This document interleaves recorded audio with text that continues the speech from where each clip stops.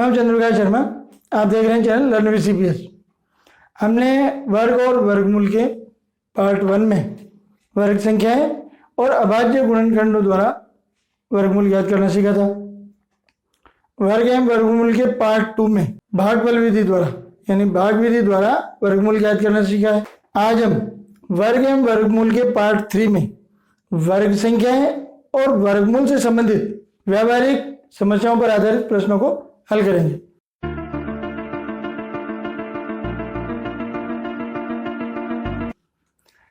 प्रश्न 1, वह सबसे छोटी पूर्ण वर्ग संख्या ज्ञात कीजिए जो 6, 8 व 12 प्रत्येक से विभाजित हो जाए। सबसे पहले हमको 6, 8 व 12 का लघुत्तम समापवर्ती ज्ञात करना है। लघुत्तम समापवर्ती वह संख्या होती है जो सब संख्याओं से विभाजित हो जाती है। तो 6, 8, 12 का लघुत्तम समापवर्ती इनसे विभाजित हो जाएगा, लेकिन वह पूर्ण वर्ग संख्या नहीं होने पर फिर क्या करेंगे? लघुत्तम समापवर्ती के जो अभाज्य गुणनखंड है उनके युग्म बनाएंगे, जोड़े बनाने पर जो अयुग्मित संख्या रहेगी यानी जिन संख्याओं के जोड़े नहीं बने उन संख्याओं को लघुत्तम समापवर्ती से गुणा करने पर हमें वह सबसे छोटी पूर्ण वर्ग संख्या प्राप्त होगी। चलिए करके देखते हैं। सबसे पहले 6, 8 और 12 का लघुत्तम समापवर्ती ज्ञात करते हैं। सबसे पहले इनमें 2 का भाग लगाएंगे। 2 का भाग 6 में लगाए तो 3, 2 का भाग 8 में लगाए तो 4 और 2 का भाग 12 में लगाए तो 6। फिर 2 का ही लगाएंगे। जब तक एक भी संख्या में 2 का भाग जा रहा है तब तक हम 2 का लगाएंगे। उसके बाद 3 का, 5 का, 7 का, 11 का, इस तरह। 3 में 2 का भाग नहीं जाएगा तो 3 को वैसे की वैसे उतार लेंगे। 4 में 2 का भाग लगाने पर 2 और 6 में 2 का भाग लगाने पर 3। फिर इस एक संख्या है 2, इसमें 2 का भाग जाएगा तो 2 का ही भाग लगाने पर 3 वैसे की वैसे उतर जाएंगे। 2 का 2 भाग लगाए तो 1 और 2 का 3 भाग नहीं आएगा तो 3 को वैसे उतार लेंगे। अब हम 3 का भाग लगाएंगे। 3 का 3 भाग लगाए तो 1 आया हुआ ही है और फिर 3 में 3 का भाग लगाए तो 1। जब सब जगह 1 आ जाए तो ये अभाज्य गुणनखंड है। इनको हम लिखते हैं 2 गुणा 2 गुणा 2 गुणा 3। इन सबको गुणा करने पर लघुत्तम समापवर्ती प्राप्त होगा। 2 दूनी 4, 4 दूनी 8, 8 3 24। 6, 8 और 12 का लघुत्तम समापवर्ती हुआ 24। ये लघुत्तम समापवर्ती है। अब इसके जो अभाज्य गुणनखंड है ये 2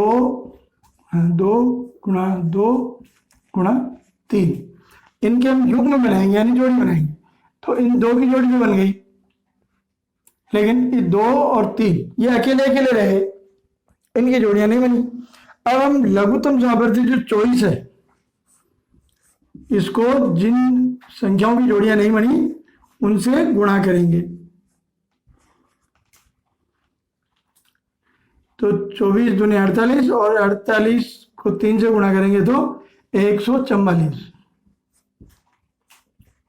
144 वह सबसे छोटी पूर्ण वर्ग संख्या है जो 6, 8, 12 प्रत्येक से विभाजित होती है। यदि ये संख्या है जैसे इसमें 6, 8, 12 है, इनके स्थान पर यदि इस प्रकार की जैसे 4, 9, 16 या 9, 16, 25 वर्ग संख्याएं हो तो इनका लघुत्तम ज्ञात करने पर जो उसके अभाज्य गुणनखंडों के युग्म बनाएंगे तो उसमें सभी संख्याओं के युग्म बन जाते हैं।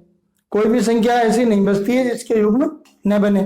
तो उस स्थिति में उनका लघुत्तम समापवर्ती ही वह पूर्ण वर्ग संख्या होती है जो इन सबसे विभाजित होती है। एक खेत में नींबू के 484 पौधों को इस प्रकार लगाना है कि प्रत्येक पंक्ति में उतने ही पौधे हों जितने की पंक्तियां हो, यानी पंक्तियों की संख्या और प्रत्येक पंक्ति में लगने वाले पौधों की संख्या समान होनी चाहिए। तो पंक्तियों की संख्या व प्रत्येक पंक्ति में लगने वाले पौधों की संख्या ज्ञात कीजिए। इसमें हमको 484 का वर्गमूल ज्ञात करना है। इस प्रश्न को हल करने से पहले एक छोटा उदाहरण समझते हैं। जैसे एक कक्षा में 16 विद्यार्थी हैं, उनको इस प्रकार बिठाना है कि जितनी पंक्तियां हो प्रत्येक पंक्ति में बच्चे भी उतने ही हो। जैसे ये 4 पंक्तियां बनाई हमने, अब प्रत्येक पंक्ति में बच्चे भी 4 होंगे। 16 का वर्गमूल 4 होता है, 4 चौके 16, तो इसमें पंक्तियां भी 4 और प्रत्येक पंक्ति में बच्चे भी 4। तो इसी प्रकार नींबू के पौधों को इसे ही लगाना है कि पंक्तियों की संख्या भी उतनी होनी चाहिए जितने की एक एक पंक्ति में पौधे हों। 484 का वर्गमूल हम भाग विधि से करके देखते हैं। पहले बार की लाइन लगाएंगे तो दाईं तरफ से 2 संख्याओं पर बार लगेगा 84, और विषम संख्या होने पर अंतिम संख्या पर, अकेली संख्या पर। अब हमें वह संख्या प्राप्त करनी है जिसका वर्ग 4 या 4 से कम हो। तो 2 का वर्ग 4 ही होता है, 2 दूनी 4। 4 में से 4 घटाने पर कुछ नहीं बचा, तो इसके आगे बार लाइन के नीचे जो संख्या लिखी हुई है जोड़ी में 84, इनको उतार लेंगे। 2 को दुगना करेंगे यानी 2 में 2 ही और जोड़ेंगे तो ये हो गए 4। इसके पास में जो भी संख्या लिखेंगे उसके बाद बनने वाली संख्या को उसी संख्या से गुणा करेंगे। जैसे यहाँ मान लो 2 लिखेंगे तो 42 हो गए, 42 को 2 से गुणा करेंगे। 3 लिखेंगे तो 43 हो गए, 43 को 3 से गुणा करेंगे, ऐसे। अब वो संख्या ज्ञात करने के लिए हम अंदाजा लगाते हैं, इकाई की तरफ से एक अंक को हटाकर शेष बची संख्या 8 में 4 का भाग लगा देते हैं, 4 दूनी 8, 2, तो वो संख्या 2 हो सकती है। तो यहाँ 2, ऊपर भी 2। अब 42 को 2 से गुणा करना है, 2 दूनी 4 और 2 चौके 8, 84 प्राप्त हो गए। तो 484 का वर्गमूल हुआ 22।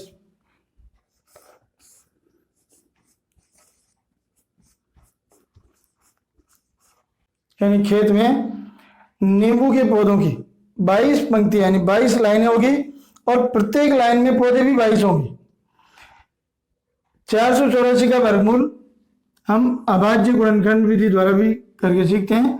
इस वीडियो के पार्ट फर्स्ट में अभाज्य गुणनखंड विधि द्वारा ही समझाया गया था, उसको एक बार पुनः याद कर लें। सबसे पहले अभाज्य संख्या 2 का भाग लगाया जाता है, तो 2 का भाग 4 में लगाएंगे तो 2, 8 में लगाएंगे 4 और ये 2।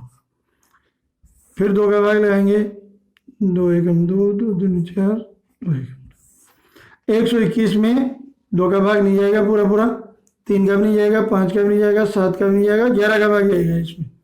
तो 11 का भाग 121 में लगाने पर 11 आ गई और 11 में 11 का ही भाग जाएगा। अब इसकी अभाज्य गुणनखंडों को लिखते हैं, 2 गुणा 2 गुणा 11 गुणा 11। फिर इनकी युग्म बनाए जाते हैं यानी जोड़ियाँ, और एक जोड़ी का एक अंक लिखा जाता है। 2 की जोड़ी का 2 और 11 की जोड़ी का 11। 11 और 2 को गुणा करेंगे, 11 दूनी 22। वर्गमूल किसी भी तरीके से करो उत्तर तो एक ही आता है। 4 अंकों की सबसे बड़ी व सबसे छोटी पूर्ण वर्ग संख्याएं ज्ञात कीजिए। तो पहले 4 अंकों की सबसे बड़ी संख्या लिखनी है। सबसे बड़ी संख्या में जितने अंकों की हो उतनी बार 9 लिखना पड़ता है, क्योंकि अकेला अंक 9 सबसे बड़ा होता है। तो 4 अंक की सबसे बड़ी संख्या के लिए 4 बार 9 लिखेंगे। अगर 5 अंकों की सबसे बड़ी संख्या हो तो 5 बार 9 लिख देंगे, इस तरह। इसका हमें वर्गमूल ज्ञात करना है पहले, तो बार लगाते हैं। हमें वो संख्या लिखनी है जिसका वर्ग यानी जिसकी वर्ग संख्या 99 या इससे कम हो। तो ऐसी संख्या 9 होगी, 9 9 81।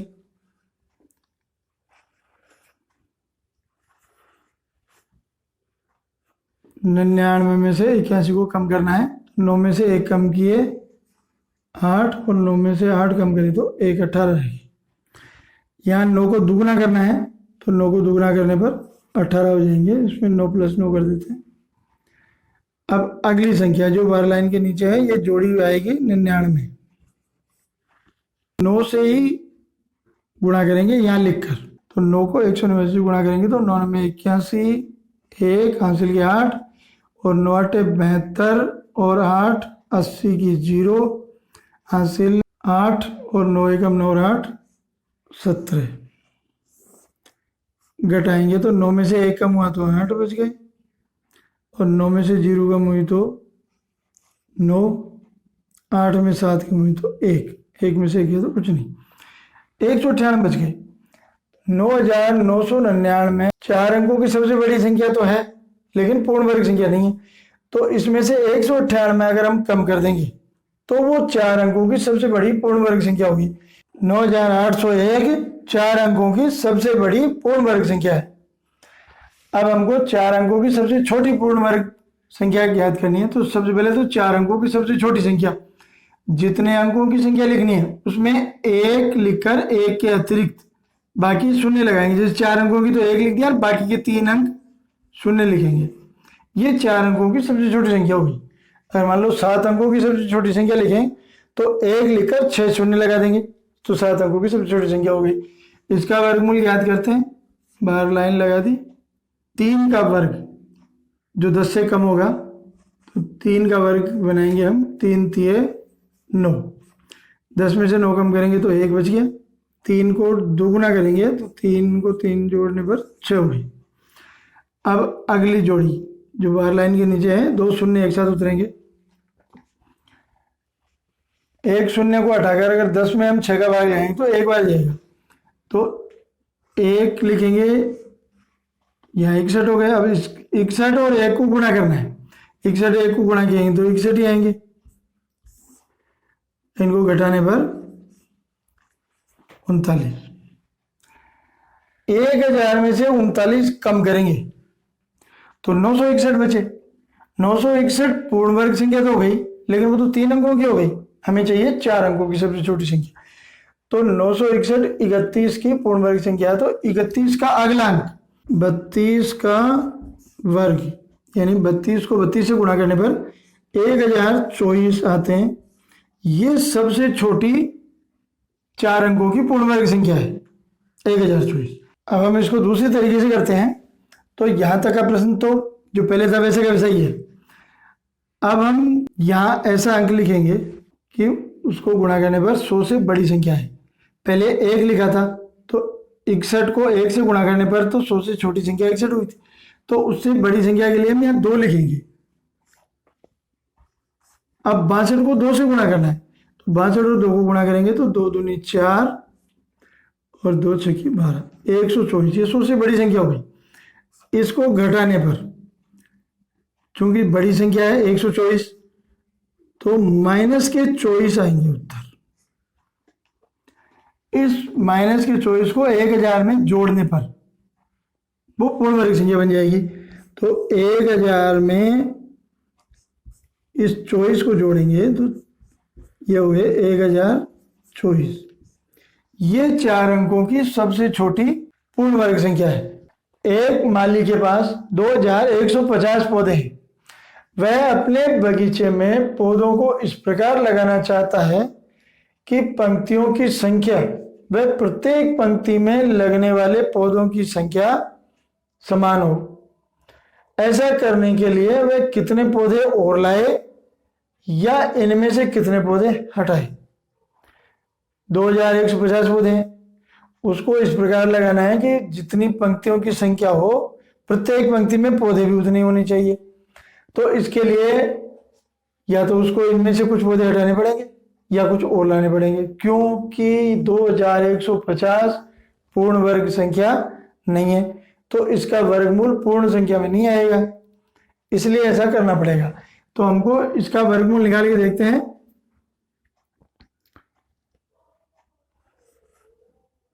दो 2150 बार लाइन लगा दी।